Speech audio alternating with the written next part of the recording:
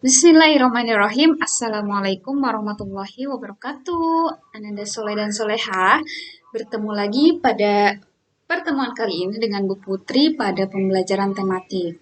Kita masih di tema 6A ya, di subtema 1 kita lanjut ke pembelajaran 3. Nah, kira-kira di pembelajaran ini apa saja yang akan kita pelajari?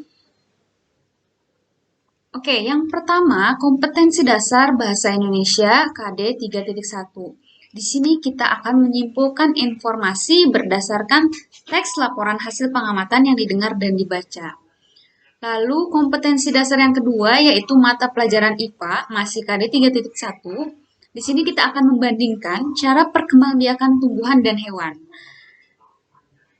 Baik, silahkan kalian dibuka buku paketnya. Di sini kita akan membahas aktivitas 1 yang terdapat pada buku kalian. Itu silahkan kalian buka aktivitas 1 di pembelajaran 3, halaman 14. Di sini kita akan membuat sebuah paragraf berdasarkan ide pokok.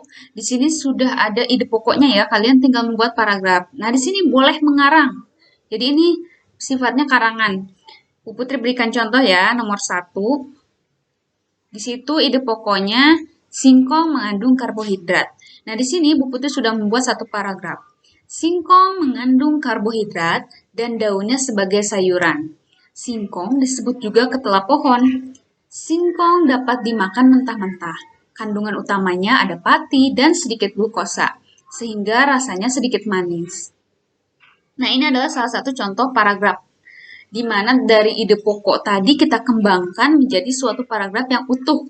Dan jangan lupa ketika membuat paragraf itu bahasanya harus baku, bahasanya harus yang bagus. Walaupun pakai bahasa sendiri, tidak boleh sembarangan bahasanya ya. Diusahakan pembuatan paragraf ini harus dengan bahasa yang baik. Selanjutnya, silahkan dibuka kembali halaman 14.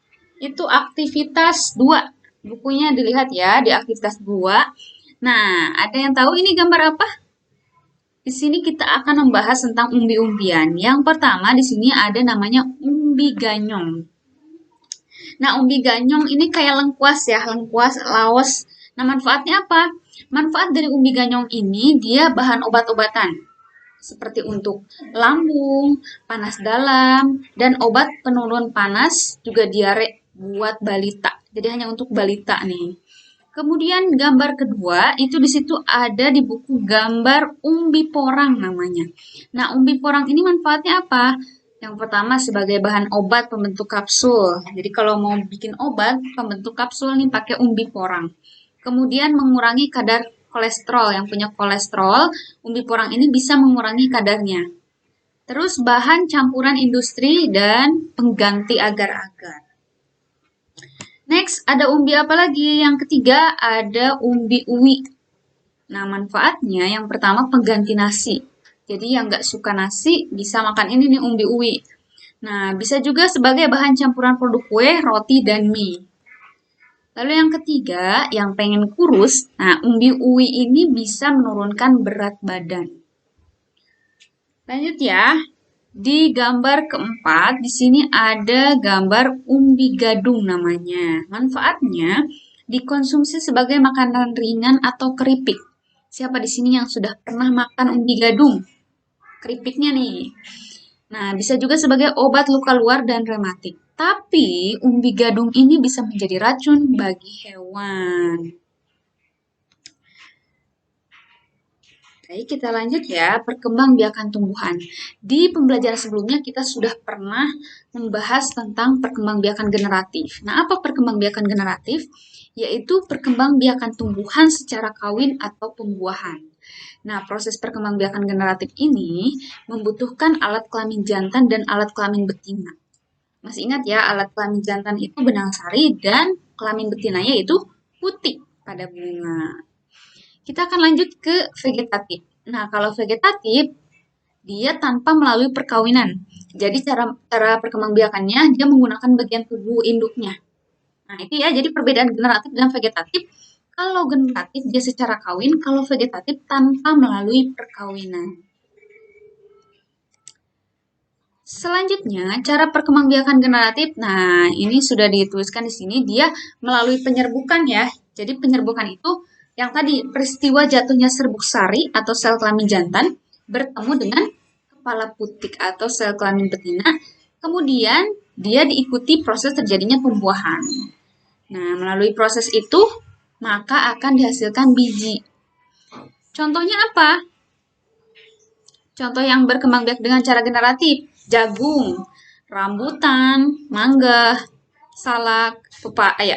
Nah, rata-rata kalau perkembangbiakan secara generatif, ini buahnya biasanya punya biji.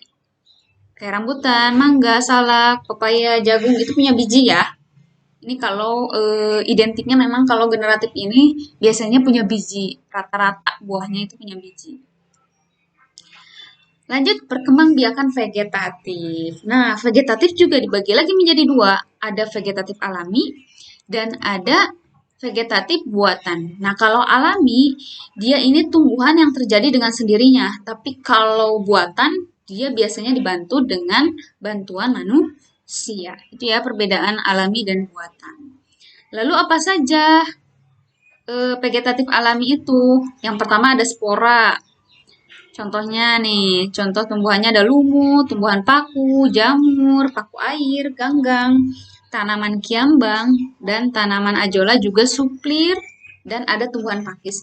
Jadi kalau kalian di tumbuhan pernah lihat nih gambar seperti spora ini merupakan spora yang ada pada tumbuhan. Dia mengalami perkembangbiakan vegetatif vegetatif alami. Kemudian selanjutnya tunas. Di sini ada bambu, tebu, dan pisang. Lalu ada lagi akar tinggal atau rizoma. Nah, ini contohnya ada kencur, kunyit, jahe, lengkuas. Lalu ada umbi lapis. Nah, umbi lapis ini contohnya ada bawang putih, bawang merah, bawang bombay, dan bunga tulip. Ini bunga tulip ya. Lalu ada umbi batang, contohnya bengkuang, kentang, ubi. Lalu ada umbi akar, singkong, di sini ada wortel, ada lobak. Lalu ada geragi dan stolon atau stolon ya sama aja ini. Dia strawberry, arbey. Nah, ini rumput teki.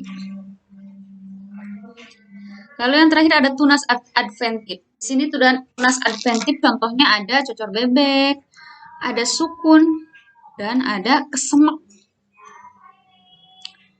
Lalu perkembangbiakan vegetatif secara buatan yang dengan adanya campur tangan manusia. Contohnya apa? Tadi kan sudah ya vegetatif alami, sekarang buatannya. Contohnya nah ini menyetek. Caranya dahan dipotong dan dipindahkan ke pot atau di tanah. Tanamlah hasil potongan tersebut di tanah yang subur atau di dalam pot. Akar akan muncul dari batang dan tumbuh menjadi tumbuhan baru. Ini nih gambarnya ada ya. Jadi cara menyetek. Kemudian ada mencangkok. Nah, ini juga ada cara-caranya. Kalau kalian biasanya yang sering digunakan oleh kita itu mencangkok nih. Kemudian ada juga okulasi. Nah, okulasi ini dia jadi kayak menempelkan tumbuhan. Menempelkan batang yang akan ditempeli. Jadi diiris dulu kulit batangnya itu. Kemudian ada juga merunduk. Nah, ini ya cara-caranya Bu Putri sudah berikan di sini.